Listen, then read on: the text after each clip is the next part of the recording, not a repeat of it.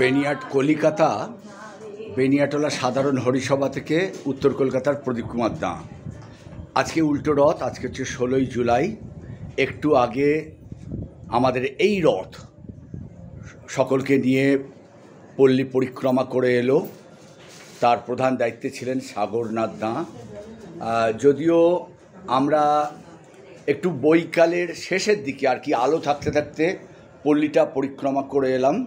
এই মুহূর্তে আজকে রথ প্রবেশ করেছে হরিসভা গৃহে এবং একটু পরেই এখানে পাঠ হবে। আজকে রথ উপলক্ষে যে পাঠ হয় 10 দিন ধরে, সেটা আজকে শেষ দিন। অর্থাৎ আজকে যিনি পাঠক তার নামটা যদি জানতে পারি আমি আপনাদের জানাবো। হ্যাঁ, শ্রী গৌতম চট্টোপাধ্যায়। হ্যাঁ, অর্থাৎ যারা পাঠ করবেন গৌতম চট্টোপাধ্যায় তিনি পাঠ করবেন। আজকে দেখতে পাচ্ছি এখানে ইতিমধ্যে এরা সব নাম করছে। একটু নামটা শুনি, একটু তোমরা নামটা করে যাও, আমরা শুনি।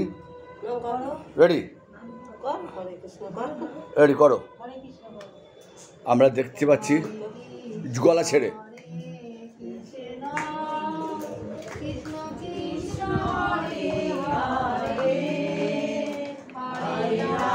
Hare Rama, Hare Rama, Rama Rama, Hare Hare,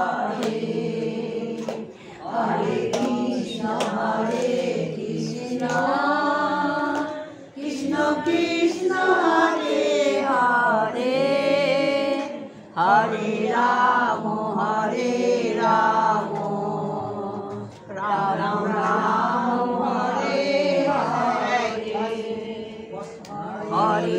Krishna, Hare Krishna, Krishna Krishna, Hare Hare, Hare Rama, Hare Rama,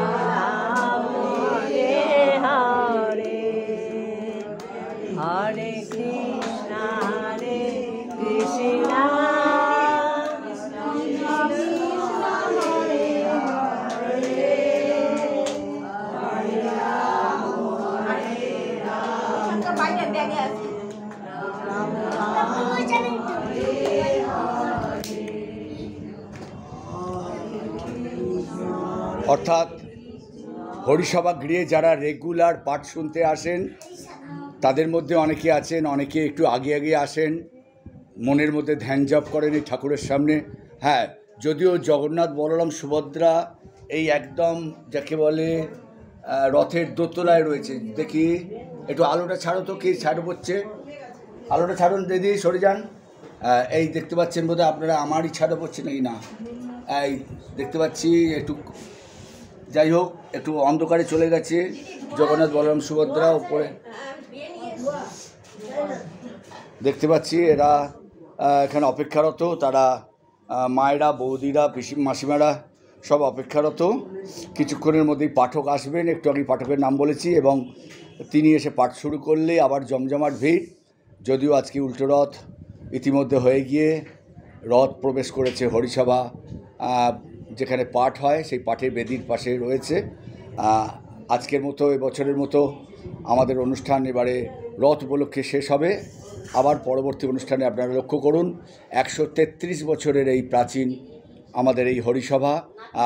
ছোট্ট করে আমরা এই আমাদের যিনি মানে যারা পল্লীর মানুষজন যাকে আমি দেখাচ্ছি তারই শ্বশুরমশাই এখানকার মাননীয় সম্পাদক ছিলেন পশুপতিনাথ পাল। তার যদিও ছবিটা আমি আপনাদের দেখাই, ওই যে ছবিটা রয়েছে পিএন পাল, যাকে সবাই বলতো পিএন পাল, অর্থাৎ পশুপতিনাথ পাল, তারই বৌমা, তারই মেজ বৌমা রয়েছেন এখানে।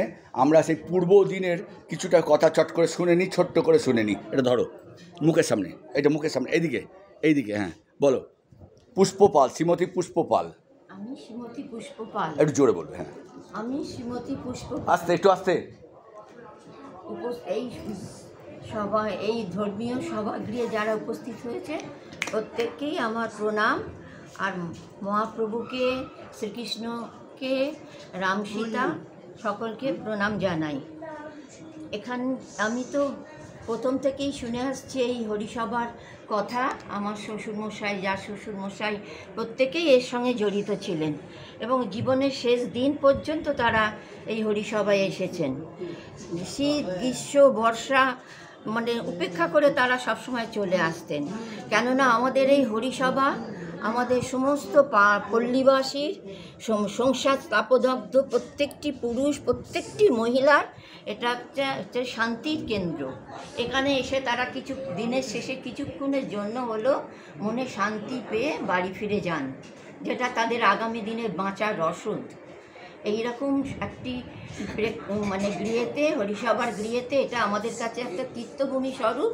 এখানে প্রতিদিনই কোনো মানে পণ্ডিত ব্যক্তি আসেন, তারা এসে তাদের ভাগবতী কথা পরিবেশন করেন এবং সকলকে ধন্য করেন। আমিও এইরকম একটা সভায় আসতে পেরে নিজেকে ধন্য মনে করছি। আর আজকে উল্টো রথ, আজকে একটা খুব শুভ দিন। মহাপ্রভু তার মাসির বাড়ি থেকে এখন আমাদের বাড়িতে গুন্ডিচা মন্দির থেকে এসেছেন।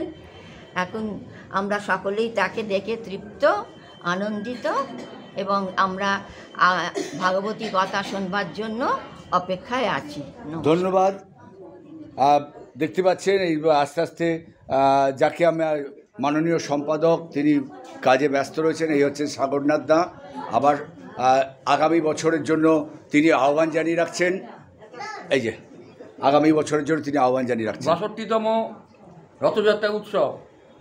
আর আমাদের এই দিনটা আরও বেশি আমাদের কাছে স্মরণীয়, যে আমাদের যে হরিসভার যে ভাগবত পাঠের যে আয়োজন প্রতিদিন আমাদের এই পল্লীর থেকে আস্তে আস্তে আমাদের মায়েরা, ভক্তরা যারা সব এসে শক্তিমণ্ডলী আসেন, তারা এসে সারাদিন সাংসারিক কাজ করে বিভিন্ন সেটা আমরা চালিয়ে যাচ্ছি প্রতিদিন।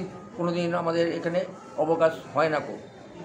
এবং এই ১৩৩ বছর যদিও হরিসভার বয়স, কিন্তু আমাদের এই রথযাত্রা উৎসবের সঙ্গে সঙ্গেই ভাগবত পাঠের আয়োজন করা হয়েছিল। সেই জন্য রথযাত্রা উৎসব এবং ভাগবত পাঠ সাইমultaneously আমাদের একই সাথে এটা সংগঠিত হয়ে থাকে। এবং ভাগবত পাঠ যে প্রতিদিন হচ্ছে তার বয়স সেটাও ৬২ বছর এবং রথযাত্রা উৎসবের বয়স হচ্ছে ৬২ বছর।